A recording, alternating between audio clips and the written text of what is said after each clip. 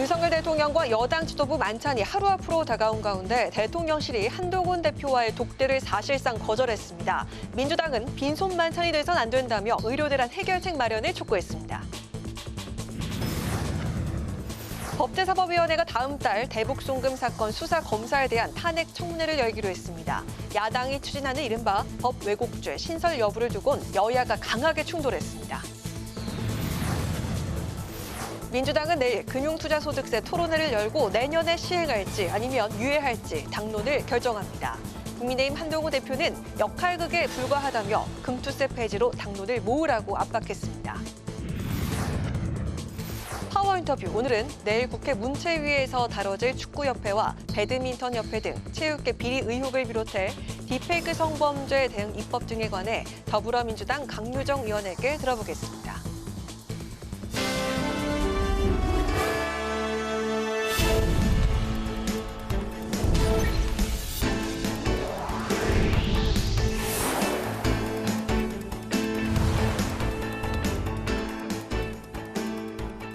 여러분 안녕하십니까? 9월 23일 월요일 국회 라이브 6 시작하겠습니다.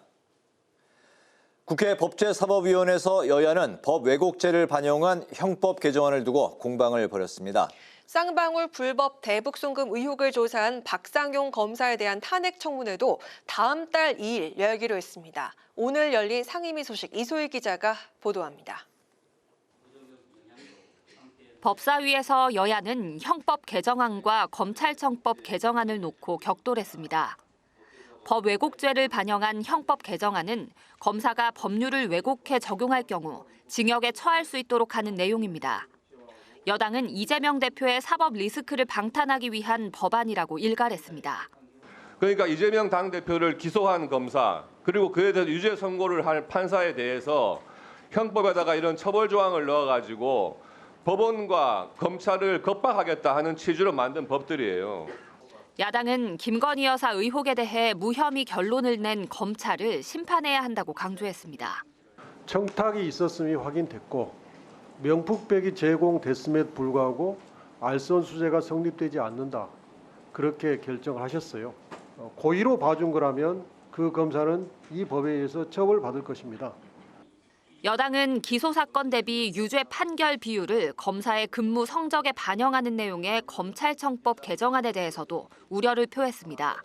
그 유죄 판결 비율을 의무적으로 할 경우에는 너무 그것을 의식해서 어떤 수사나 기소가 좀 위축되지 않을까 이런 생각을 하거든요. 야당은 최근 불거진 김건희 여사의 공천 개입 의혹을 언급하면서 공수처가 조속히 수사에 나서라고 촉구했습니다. 이준석 당대표 선거, 윤석열 대선까지 명태균이 한 모든 여론조사와 통화에 대해서 수사할 필요성이 있다고 생각합니다.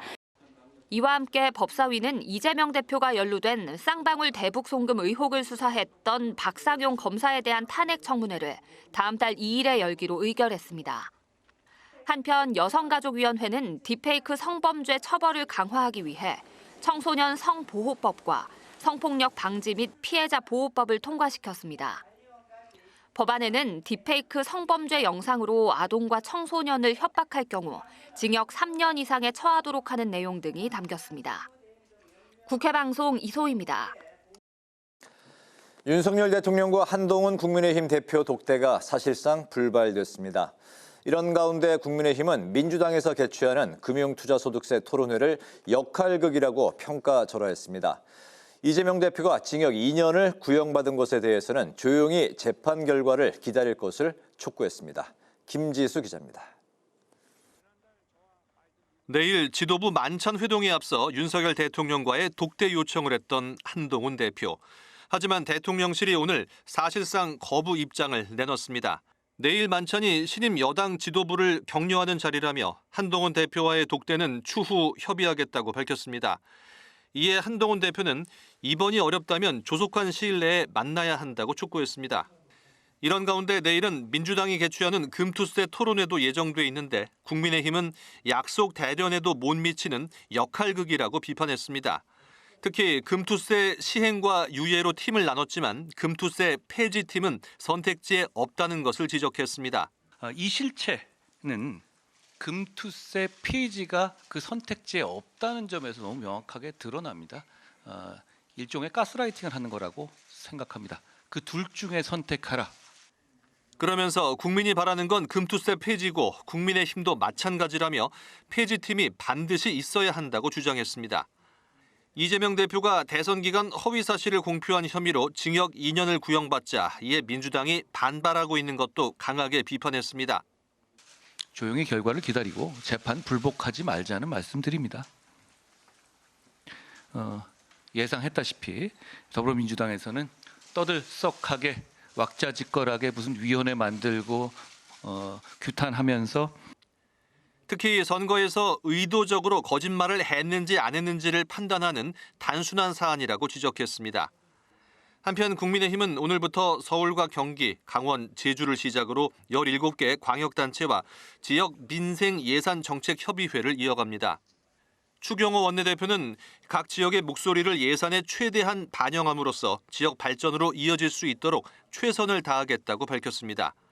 특히 내년도 정부 예산안이 건전재정 기조화에 편성돼 국회에 제출돼 있다며 국민 혈세를 살포해 낭비하려는 거대 야당의 방식과는 다르다고 강조했습니다. 국회방송 김지수입니다.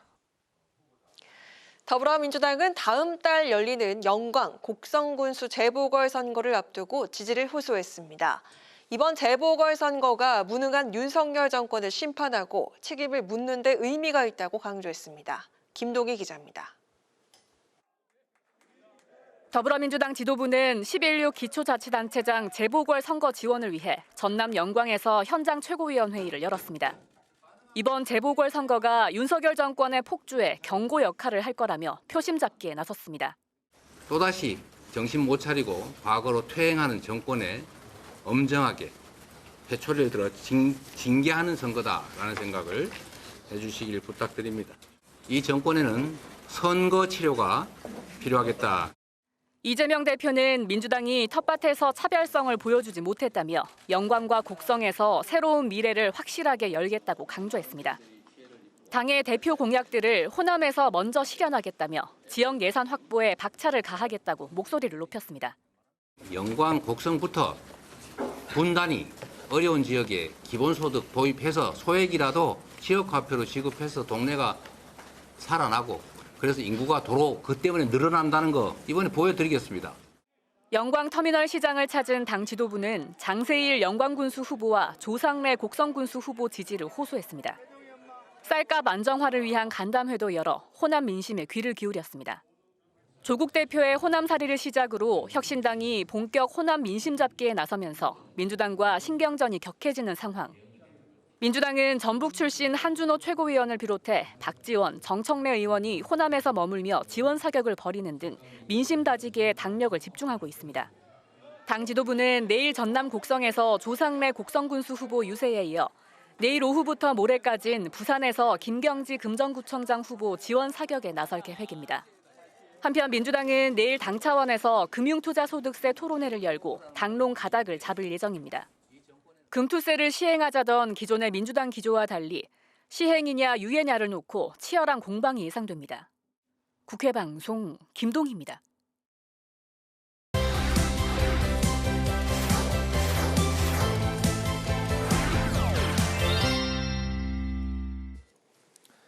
네, 오늘 이슈팩 천재원 개건 기자와 함께 오늘 법사위에서 본격적인 논의가 시작된 법 왜곡죄에 대해서 이야기를 나눠보겠습니다. 천재원 기자 어서 오십시오. 안녕하세요. 네, 오늘 국회 법제사법위원회에서 뜨거운 감자로 떠오른 법 왜곡죄. 일단 이 법이 어떤 내용을 담고 있는지부터 좀 짚어볼까요? 네, 법 왜곡죄는 야권에서 검찰개혁의 일환으로 발의한 법안입니다. 네. 대표적으로 검사 출신의 이건태 민주당 의원이 대표 발의한 형법 일부 개정 법률안이 꼽힙니다. 범죄 혐의를 발견하고도 수사나 기소를 하지 않거나 증거를 제출하지 않고 또 조작한 경우 법률 적용 등을 왜곡한 경우 10년 이하의 징역 또는 10년 이하의 자격 정지에 처하는 조항이 담겨 있습니다.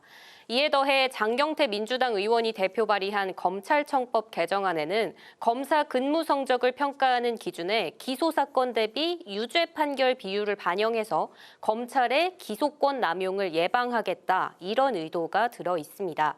두 법안 모두 지난 6월 이화영 전 경기부지사의 1심 유죄 판결이 나온 뒤 발의됐는데요. 이재명 대표의 사법 리스크가 재점화한 지금 법사위 소위에 회부된 겁니다. 그렇군요. 공교롭게도 지난주에 이제 검찰이 이재명 대표의 공직선거법 위반 1심에서 징역 2년을 이제 구형한 뒤에 검찰개혁 법안이 이제 법사위에 상정된 건데요. 여야 이견 차이가 역시 상당히 있는 상황이죠. 네, 여당은 사법체계와 검찰의 기소권, 수사권을 완전히 무력화시키는 조항이라고 주장하고 있고요. 네. 야당은 검사들이 제대로 일한다면 두려워할 필요가 없다며 김건희 여사 관련 의혹 수사검사를 처벌할 수 있는 조항이라고 맞섰습니다. 먼저 여야 의원들의 발언 차례로 들어보시겠습니다. 네. 그리고 증거의 불제출의 경우에 결국은 모든 증거에 대해서 제출하도록 의무화하는 것이나 마찬가지인데 신중하게 검토할 필요가 있다는 생각입니다. 이 법 왜곡죄가 있음으로 인해서 상급자, 특히 이제 검찰이나 수사기관이 더 이제 문제가 될 때 상급자의 부당한 지시, 위법한 지시에 거부할 핵심적인 명분, 근거가 될 것 같습니다.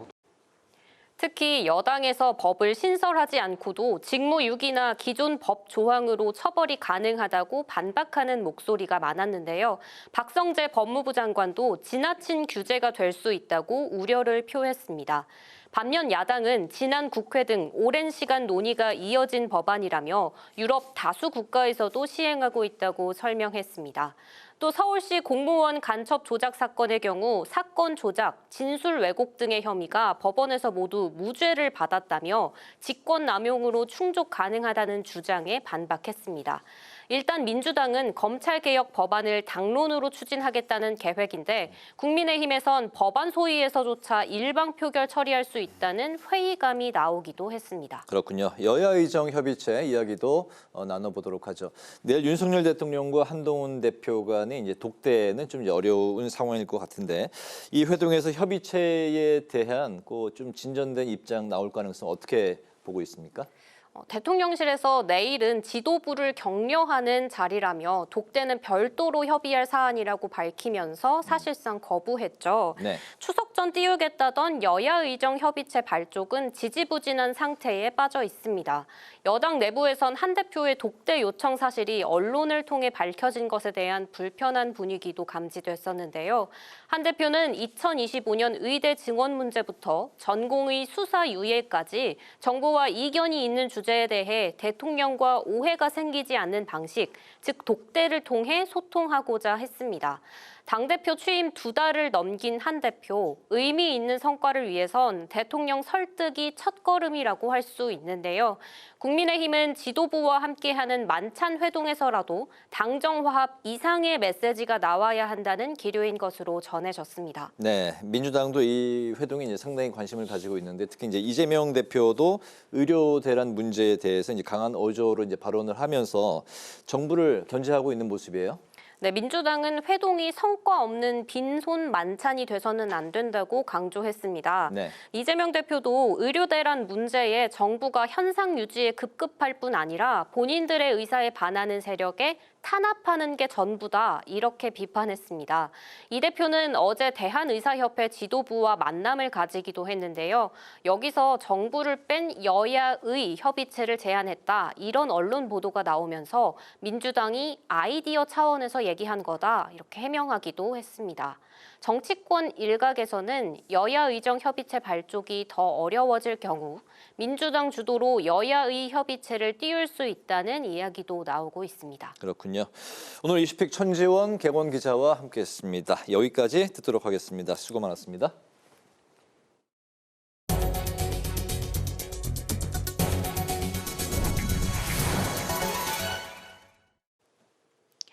국회 문화체육관광위원회는 내일 전체 회의를 열고 대한축구협회를 상대로 국가대표팀 감독 선임 문제 등에 대한 현안 질의를 진행합니다. 여야 의원들은 홍명보 감독 선임 과정에서의 특혜 여부를 집중 추궁하고 대한축구협회 운영 실태를 점검할 예정입니다. 내일 전체 회의에선 정몽규 대한축구협회장과 홍명보 축구대표팀 감독 등이 출석할 것으로 전해졌습니다. 국민의힘은 오는 26일 본회의에서 육아 지원 모성보호 3법의 여야 합의 처리를 위해 노력하겠다고 밝혔습니다. 김상훈 정책위 의장은 최고위 회의에서 국민의힘은 집권 여당으로서 국가 존립에 직결된 저출생 위기 극복을 위해 다양한 저출생 대책을 강력하게 추진하고 있다고 말했습니다. 모성보호 3법은 배우자 출산 휴가를 현행 10일에서 20일로 늘리고 육아기 근로시간 단축 대상 자녀 연령을 현행 8세에서 12세로 확대하는 내용 등이 담겼습니다. 더불어민주당이 내일 예정된 윤석열 대통령과 국민의힘 한동훈 대표를 비롯한 지도부와의 만찬 회동에서 의료 대란 해결책을 마련하라고 촉구했습니다. 박주민 의료대란 특위위원장은 기자회견을 통해 응급실 상황은 이미 한계점을 넘어섰고 앞으로 중환자실도 무너질 위기에 처했다며 의료 대란은 국민이 직면한 심각한 문제라고 지적했습니다. 박 위원장은 또 구체적인 성과 없이 회동 그 자체를 성과로 포장하는 관행이 되풀이되면 안 된다고 강조했습니다. 조국혁신당과 진보당, 기본소득당, 사회민주당 등 야 4당이 금융투자소득세를 유예 없이 시행할 것을 촉구했습니다. 야 4당은 정부와 여당이 금투세가 시행되면 시장이 폭락할 것처럼 주장하지만 아직도 그 근거를 제시하지 못했다고 지적하고 민주당을 향해서도 조속한 당론 확정으로 불확실성을 해소하라고 거듭 압박했습니다. 또 금투세를 예정대로 시행하는 것이 조세 정책을 비롯한 정치 행정에 대한 신뢰와 예측 가능성 측면에서도 타당하다고 강조했습니다.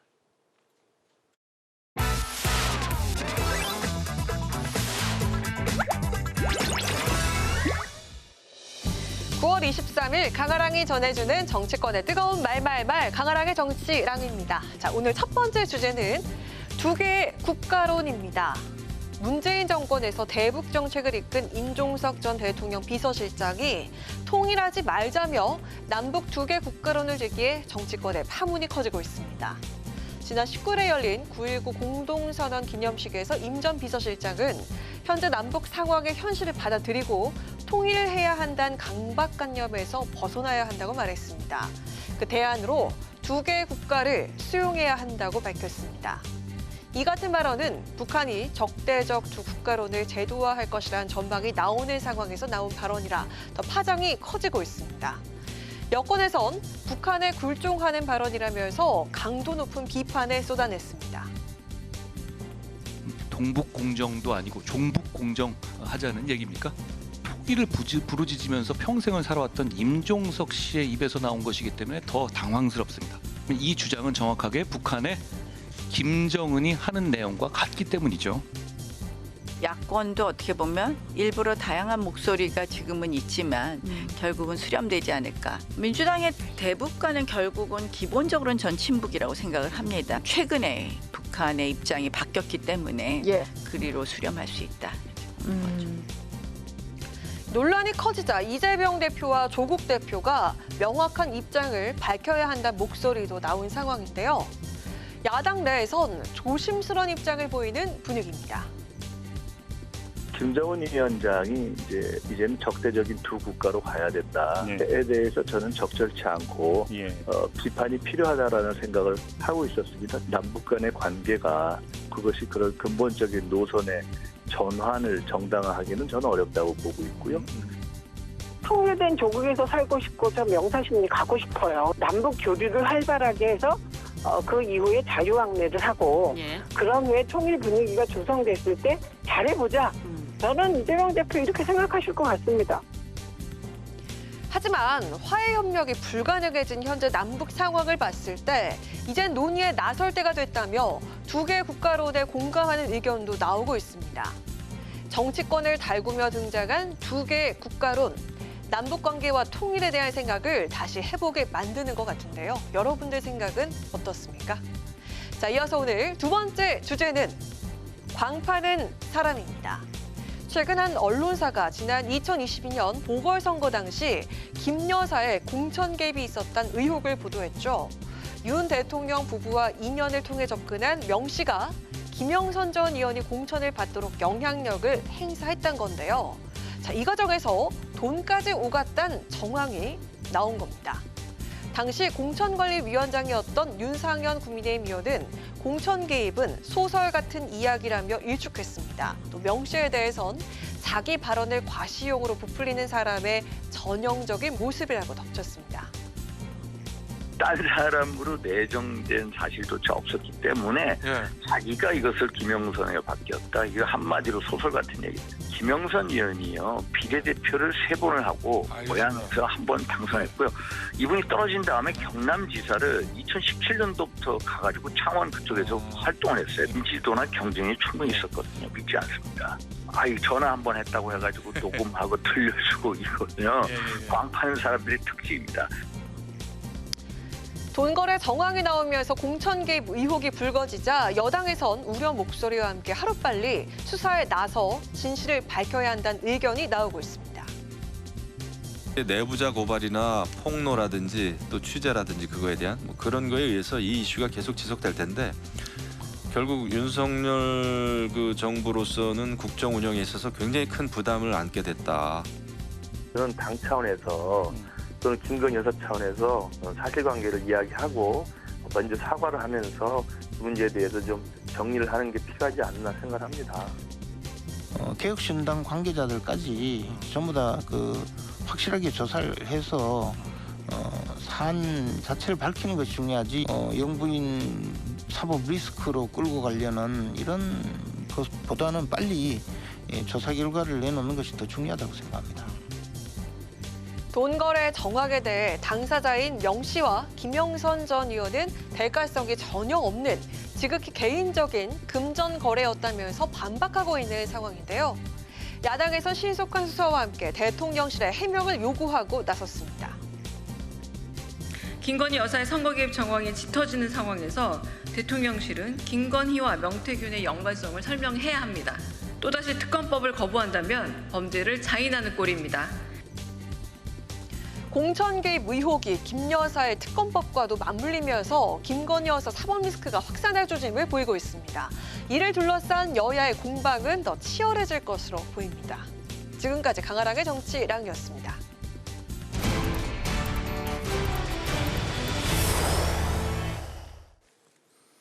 내일 있을 윤 대통령과 한동훈 대표 만남에서 어떤 내용들이 오고 갈지, 그리고 검찰의 구형 이후 이재명 대표 사법 리스크는 어떻게 전개될지 정치권에 관심이 집중되고 있습니다.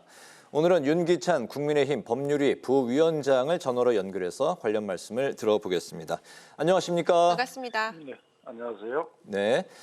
윤 대통령과 한동훈 대표가 내일 2개월 만에 만찬을 갖게 되는데요. 한동훈 대표는 김 여사 사과와 민심에 따라야 한다는 입장을 밝힌 상태이고 내일 만찬에서 독대는 현재 언론에서는 좀 어렵게 그렇게 이제 좀 해석이 나오고 있습니다.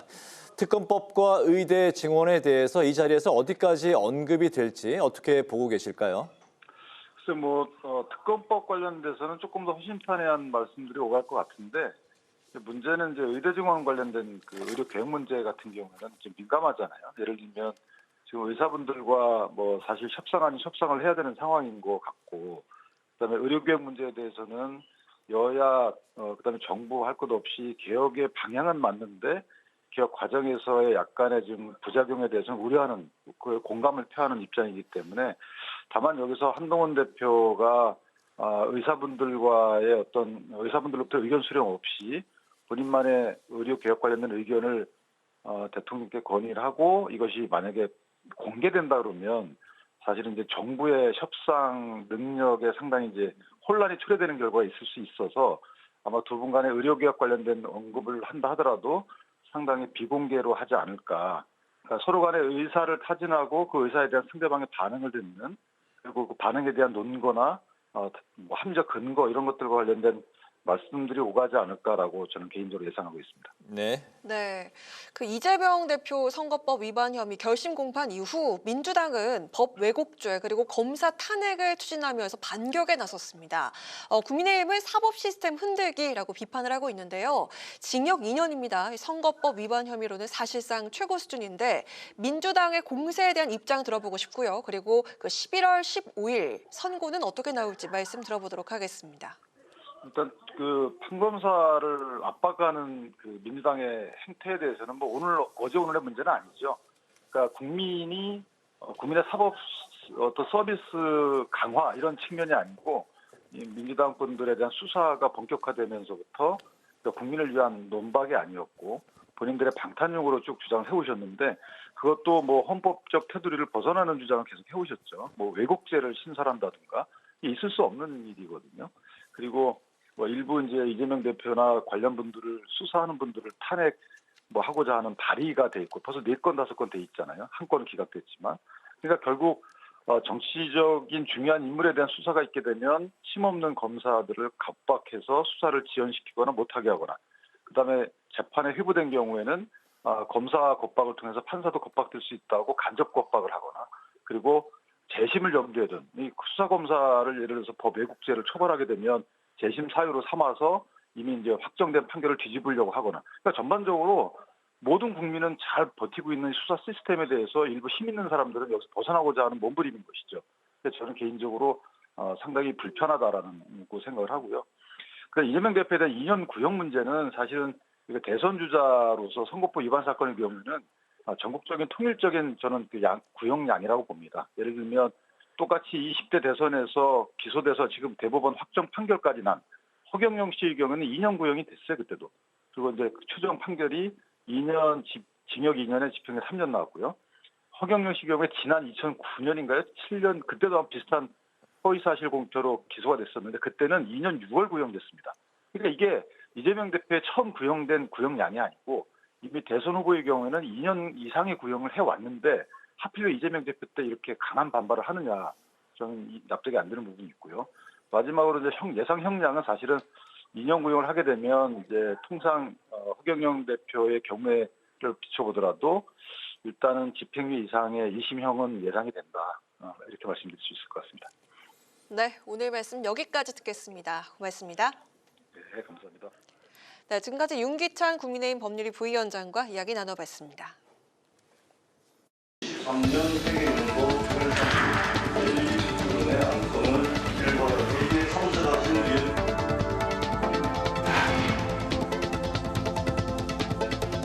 한국의 체육계가 여전히 19세기적인 관행에 선수들만 21세기에 와 있는 게 아닌가 싶습니다.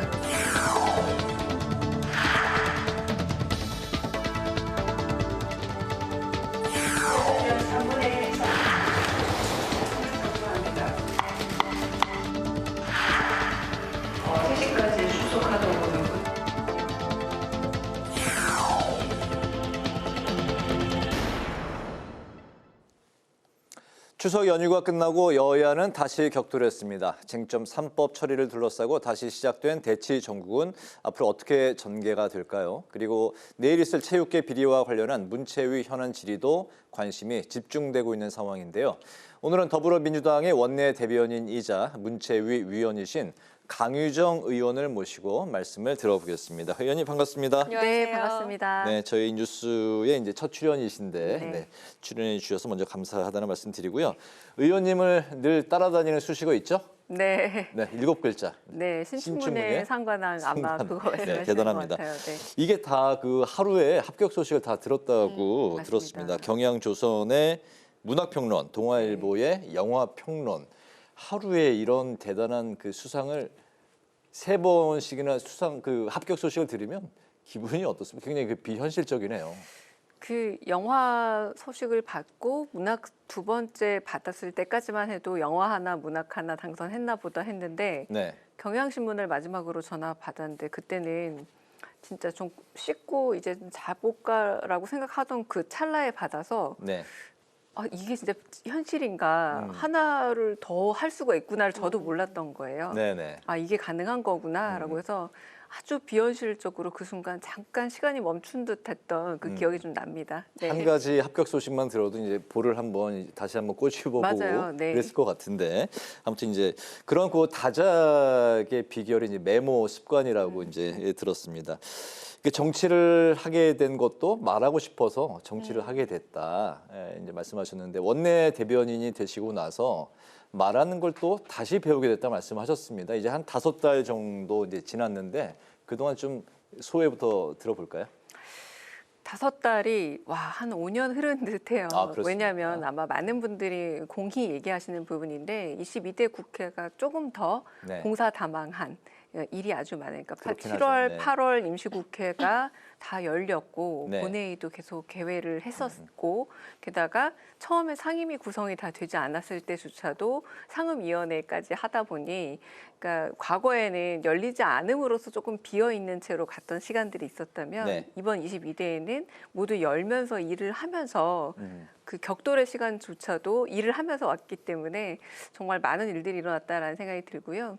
그리고 제가 주말에 청년 당원들을 대상으로 좀 강의를 하면서 다시 느꼈지만 네. 이 정치의 언어와 그리고 또 청년들이 쓰는 일상의 언어 사이에 간극은 있더라고요. 그래서 그 언어를 네. 꾸준히 번역하는 일은 제가 해야 되겠다라는 생각을 다시 한번 했습니다. 중간에 이제 번역기를 돌려야 되는 작업이 또 맞습니다. 있군요. 네네. 알겠습니다. 그 작업을 저희는 앞으로도 관심 깊게 잘 지켜보도록 하겠습니다. 네. 네, 자 그럼 본격적으로 현안에 네. 대한 이야기 좀 나눠볼까 하는데요.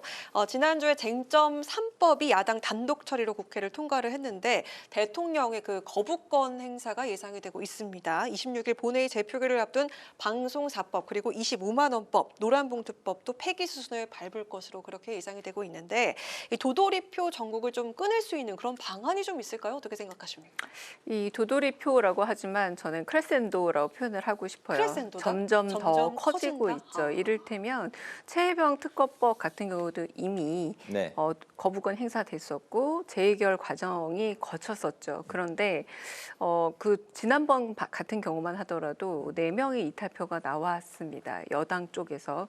그러니까 이 이탈표가 실수이든 의도이든 아니면 결심이든 간에 어쨌든 우리가 생각했던 것 이상의 4표의 이탈표가 나왔다라는 거고 이번에 그 19일 날 의결 과정에서 특히 주목해야 될 부분은 최혜병 사건 역시도 여전히 해결되지 않은 미궁이 많이 있습니다만 특히나 김건희 여사가 게다가 공천에 개입하고 그럼으로 인해서 공직선거에 개입했다라는 의혹까지 불거진 상황이었기 때문에 네. 그래서 사실상 여당은 예고했던 필리버스터를 접었습니다. 그러니까 왜냐하면 필리버스터를 하는 과정에서 찬반 토론을 할 수밖에 없는데요. 24시간 내내 네. 김건희 여사의 의혹들 혹은 그 의혹에 대한 어떤 대응들, 대통령실의 미진함 이런 것들이 꾸준히 24시간 내내 특히 이 국회 방송에서 방송을 탈 수밖에 없는 상황인 거죠. 그러니까 이런 여러 상황을 보자면 네.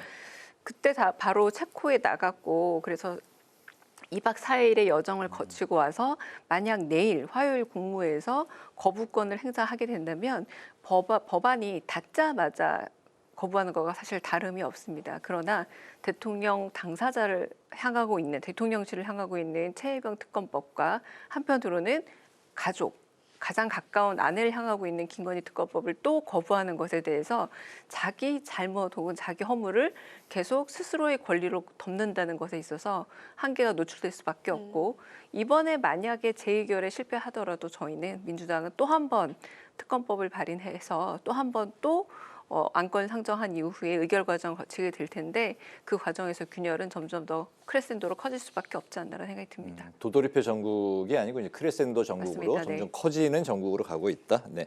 이재명 대표 이제 2기가 한 달을 이제 넘었습니다. 그동안 이제 뭐 여러 가지 언어들이 나왔습니다. 뭐 막 먹사니즘, 우클릭, 외연 확장 이런 단어들이 나왔는데 최근에 이제 선거법 위반 혐의에 대해서 검찰이 2년 이제 구형을 이제 하면서 사법 리스크가 현실화되는 거 아니냐 이제 이런 우려의 목소리도 이제 나오고 있는데요. 이재명 대표 2기의 방향 그리고 이제 이 대표를 둘러싼 사법 리스크가 전국에 어떤 그 좀 변수가 될 수 있을지 어떻게 전망하십니까? 조금 전에 전화로 연결했던 법률위원장의 말에서 제가 좀 아쉬운 국민의힘 법률부위원장. 맞습니다. 네, 그 아쉬운 부분은 뭐냐면 허경영 씨 같은 경우는 제 기억에 의하면 박근혜 전 대통령과 뭐 약혼인가 결혼인가 했다라는 정도의 어마어마한 허위 사실을 공표했었던 걸로 제가 실형을 받았던 걸로 기억이 나는데 이게 무슨 상황이냐면 이 허위 사실 공표라고 우리가 얘기했을 때 출생지, 가족관계, 신분, 직업, 경력, 재산 이런 부분들 그러니까 서류를 통해서 확인할 수 있는 부분들에 대해서 우리가 허위사실 공표죄를 엄하게 묻습니다. 그런데 이재명 대표께서 지금 인용 구형을 받은 그 부분은 기억이 잘 안 난다라는 기억의 부분, 잘 모른다라는 인지의 부분이기 때문에 이 부분과 허위사실 공표에 있어서 사실성의 여부를 따지는 거는 여전히 민주당 입장에서는 과하다. 이건 사실 여부를 판단할 수 있는 문제가 아니라 기억 여부의 문제인데 그런 부분에 과하다는 생각이 들고 그리고 조금 요거는 다른 범죄 이야기이긴 합니다만 과거에는 총선도 그렇고 대선도 그렇고 격렬했던 선거 기간이 끝나서 누군가 당선이 되고 나면 대개 서로에게 선거법 위반이나 혹은 허위사실 공표로 서로에게 걸었던 소송들을 많이 취하하곤 했습니다. 그런데 이게 결국 아까 얘기했지만 대선 과정에서 토론회 과정에서 아느냐 모르냐 잘 모르겠다 모르는 사람이다 이라고 얘기했던 부분을 여전히 지금 취임한 지 2년 반이 지나는 동안까지 이걸 끌고 온다는 것 자체도 한편으론 이 대선과 관련되어 있는 여전히 남아있는 앙금과 무관하지 않다라고 좀 저희 쪽에서는 판단을 좀 하고 있고요. 그래서 이 여러 가지 불법 불공정 수사가 좀 난무했다라는 게 저희 검찰 특유의 입장이라서 입장문이 나온 바도 있고 이를테면 8명이 찍었던 사진 중에 3명만 확대를 해서 매우 가까운 사람인 것처럼 보이는 부분들은 상당히 대중들에게 오히려 이재명 대표가 말한 것 이상으로 오해를 불러일으킬 수 있는 요소들도 있는 거죠. 그래서 저희는 좀 검찰의 공정한 수사가 없었던 것은 아닌가라고 강한 의혹을 제기하고 있습니다. 네, 그리고 내일 국회에는 좀 좀처럼 볼 수 없는 그런 특별한 인물들이 출석을 하게 되는데 대한축구협회 정몽규 회장 그리고 홍명보 감독이 출석 예정돼 있습니다. 이영계에서는 그 축구협회가 대표팀 감독 선임 과정에서 거짓 브리핑을 했다 이렇게 언급을 하셨는데요. 내일 현안 질의에서 좀 이 부분 포함해서 어떤 부분들을 좀 집중적으로 질문할 예정이십니까? 요즘 제가 축구협회의 약간의 모순과 문제를 다루면서 느끼는 게 뭐냐면 이 축구 문제에 여와 야가 없구나. 보수와 진보가 없구나. 한 뜻을 같이 한다. 그럼으로 인해서 진실과 그렇지 않음이 있겠다라는 생각이 좀 강하게 들었습니다. 이를테면 홍명보 감독이 선임된 것 자체가 문제가 아니라 많은 축구 팬들이 지금 의심하고 그리고 분노하는 것은 그 과정이 과연 투명했냐. 그리고 과정과 절차가 과거에 우리가 일테면 국가대표 감독을 선임하거나 혹은 국가대표 선수를 확정할 때에도 조금은 정근대적인 방식으로 잘 알아서 내지는 과거에 실력이 있는 걸 우리가 인지하니까 정도의 좀 비과학적인 요소들로 사람들을 임용했다면 지금은 그런 과정의 불투명성이 축구 팬들에게 용납이 되지 않는 거죠. 그래서 내일 현안 질의 때 사실 가장 문제가 되던 건 클린스만 감독이 국가대표 감독을 맡게 되는 과정이었었습니다. 왜냐하면 클린스만 감독이 전 세계의 감독계 내에서 여전히 좀 문제가 좀 있구나. 악명이 높았죠. 그리고 조금 현역의 국가대표 감독이 되기에는 그런 과거의 악명과 오명을 불식할 만한 새로운 면을 보여주지 않았는데 게다가 굉장히 급박스럽게 변경이 되어서 이제 임명된 것에 대해 많은 분들이 불만과 의혹을 제기했는데 결과적으로 클린스만 감독이 오히려 위약금을 두둑히 챙겨서 어마어마한 금액이죠. 그러므로 그 위약금은 거꾸로 말하자면 축구협회의 손해이기도 하고 대한축구의 손해이기도 하고 그리고 아시안컵의 그 나쁜 성과로 결국은 회복할 수 없는 불명예까지 안게 된 상황이었는데 그 이후에 그러면 어떤 감독이 와야 될 것인가 당연히 초미의 관심사였음에도 불구하고 여전히 불투명하다는 점에서 내일 그 과정의 문제를 좀 더 짚어볼 겁니다. 그렇군요. 네. 현안 질의 현장이 아주 이제 뜨거울 걸로 짐작이 되는데 배드민턴 협회도 이제 도마 위에 이제 올라와 있는 상황이죠. 그 민주당 문체위원들이 이제 파리올림픽 금메달리스트 안세영 선수를 직접 만나서 여러 가지 이야기를 이제 들었다고 들었습니다.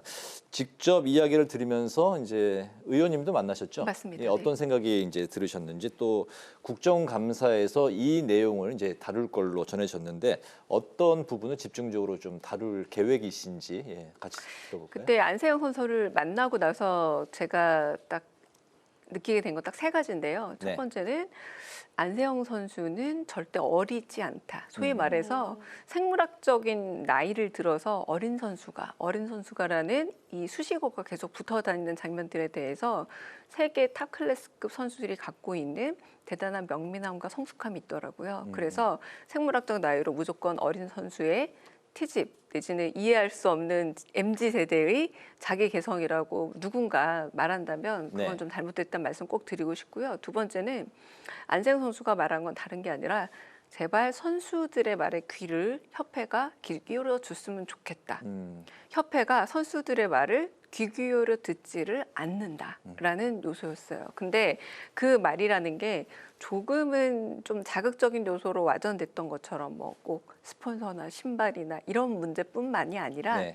여러 가지 과정에 있어서의 불공정함이나 불투명함이 있으면 가까운 감독이라던가 협회 말을 할 수밖에 없잖아요. 그러나 이거는 원래 그랬던 거야, 나름의 관행이야 라는 말로 되돌아왔을 때 좀 좌절감을 많이 느꼈다라는 표현을 했고요. 네. 세 번째, 그 협회 정관을 들여다보니 아니나 다를까 전혀 변화가 없었고 군대보다 더 정근대적인 정관들을 여전히 가지고 있어서 만약에 이 정관으로 선수들이 자신의 인권을 주장하려 한다면 되려 지금보다 더 뒤로 물러날 수도 있겠다라고 우려가 들 정도였습니다. 그만큼 어쩌면 이런 실업연맹을 비롯해서 여러 이제 협회를 비롯한 이런 체육협회들이 시민들의 감시에서 너무 멀리에 놓여 있다 보니까 정관 규정이라던가 이런 것들을 개정한다거나 혹은 지금의 대개 인권 기준에 맞춰서 바꿔야 한다라는 인식 자체가 없었다라는 걸 느낄 수 있었어요. 네. 네, 이렇게 배드민턴으로 시작된 논란이 이제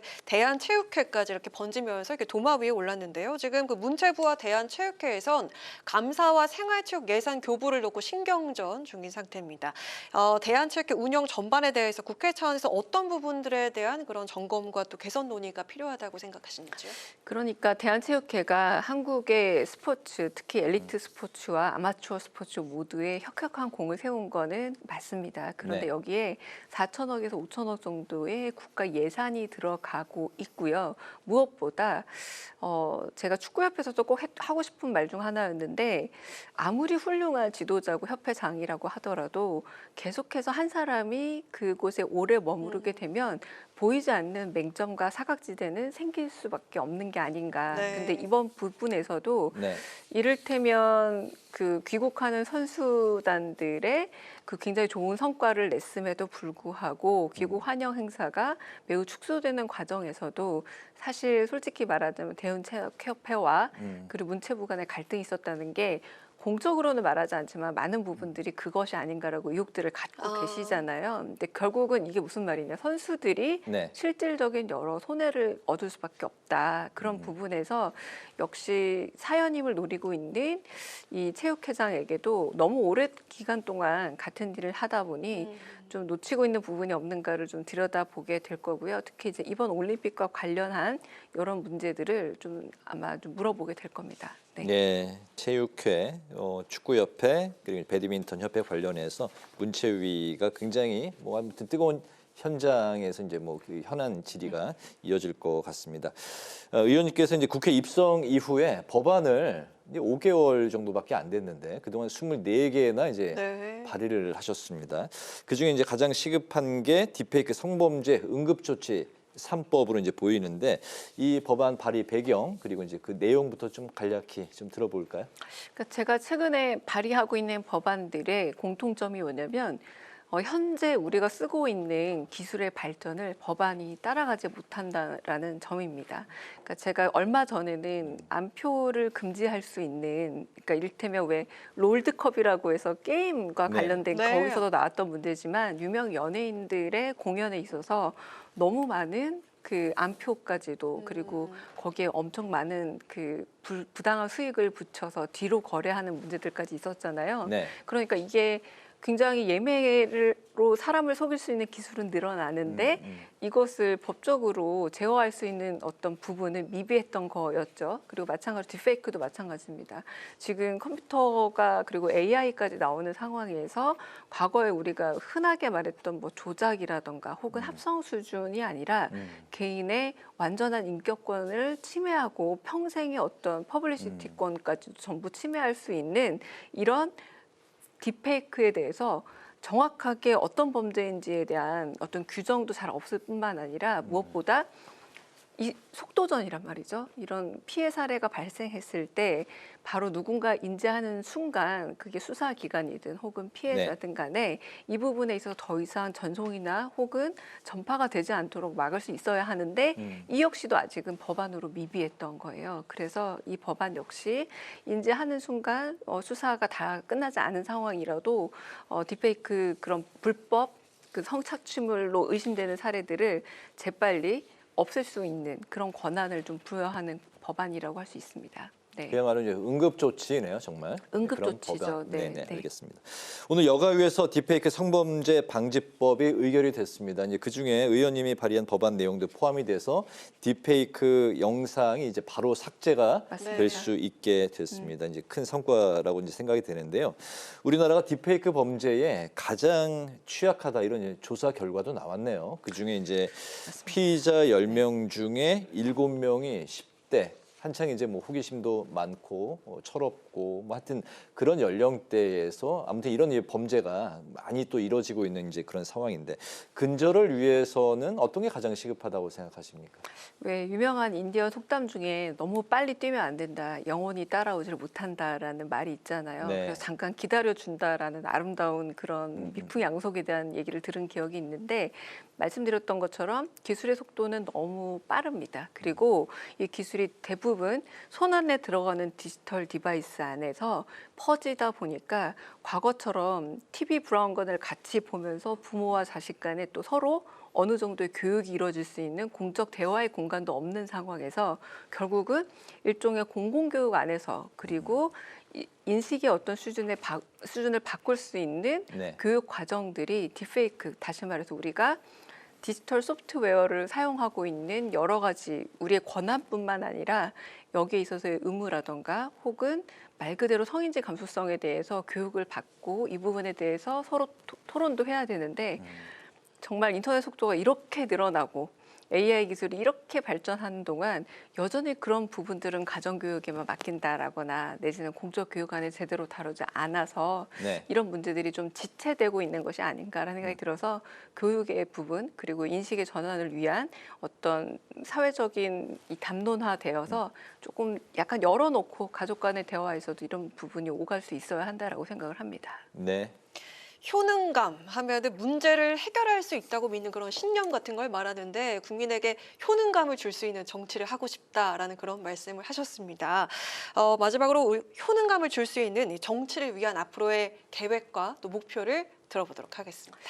제가 아까 신춘문예 상관왕이라는 걸 요즘 많이 듣는다고 했잖아요. 근데 많이 듣는데 진짜 2005년 이후에 20년 만에 자주 듣는데 그런 경험을 하게 된 이유는 다양한 문화예술 장르를 현장에서 경험하는 20년이 아니었나라는 생각이 들어서 효능감이라는 게 다른 말이 아닙니다. 제가 느꼈던 불편함을 제가 법안으로 해결하고 싶어서 만든 것들이 많아요. 아까 암표 문제도 그렇고 딥페이크 문제도 그렇고 제가 표준계약서 문제도 법안으로 만들어낸 게 표준계약서만 잘 지켜줘도 지켜질 수 있는 권리가 많은데 제 주변 동료들을 보자면 그냥 관행에 의해서 특히 우리 서로 방송하고 있죠. 방송계만큼 서로 계약서를 잘 안 쓰는 것도 드물잖아요. 가불관계에 있는 사람 중에 을한테 필요한 게? 맞습니다. 근데 을한테 필요하지만 일종의 관행으로 왔던 이런 부분들을 하나 둘씩 해결해 가고 있고요. 그래서 그 효능감이라는 게 내가 필요했던 부분을 열심히 아는 부분만큼 네. 법안으로 공부해서 그걸 세상에 드러내고 그리고 보여주는 게 중요하다라는 생각이 드는데 제가 지난주 금요일 날 영화제 토론회라는 걸 했어요. 그래서 전국에 42개에 있는 이 영화제 관계자분들이 오셨는데 저는 깜짝 놀란 게 85년에 대한민국 영화제가 만들어진 이후에 40년 만에 처음 있는 영화제 토론회였다고 합니다. 그동안 토론회가 없었습니까? 영화제 관련한 토론회가 처음이었대요. 근데 저도 그걸 노리고 만든 게 아니었는데 그냥 다만 영화제가 많이 어려움이 있고 그 부분에서 정책 토론을 해야겠다라고 했는데 저는 이제 그런 게 다름이 아니라 효능감을 주는 정치가 아닐까라고 생각하고 고민하고 있습니다. 네네. 22대 국회에서 어떤 일을 가장 하고 싶으십니까? 22대 국회에서 지금 방금 말씀드린 것처럼 제가 할 수 있고 제 눈에 보이는 이런 법안에 대한 것들을 일단 실행에 옮기면서 네. 조금이라도 현실적 도움을 줄 수 있는 사람. 그리고 두 번째는 원내대변인을 하면서 정말 매우 바쁘고 쪼빗한 시간을 보내고 있지만 정치와 그리고 국회 그리고 원내가 돌아가는 상황에 대해서 아주 속성으로 배울 수 있는 귀한 기회라는 생각이 들어요. 오늘 이렇게 출연해서 네. 사회자분들 뵐 수 있는 것도 제가 원내대변인을 하기 때문이라 생각하는데 그런 어떤 말을 전달하는 역할에 대한 또 약간 제 스스로 느끼는 새로운 면도 있고 해서 지금은 저한테 주어진 역할들 정말 제대로 해내고 그리고 마지막으로 하나 더 포부를 말씀드리자면 김대중 대통령 시절에 꿈꿨던 문화 강국의 큰 정책들이 네. 지금은 조금은 작아져서 일부 개인들과 스타들에 의존해서 그런 어떤 한류에만 의존하는 게 아닌가. 이제는 다시 이 배양액을 잘 키워서 큰 정책과 그리고 큰 비전을 제시할 수 있도록 제가 대선 후보가 될 우리 당대표에게 그 정책적인 그런 많은 제안을 해서 좀 시달리게 하고 싶습니다. 네. 알겠습니다. 네. 신춘문예 3관왕 출신이시고 이제 평론가 출신답게 품격 있는 언어로 정치권에 전하고 싶다 이렇게 이제 포부를 밝히셨는데요. 교수, 평론가, 정치인 어떤 게 가장 좀 옷에 잘 맞는 옷이라고 생각하십니까?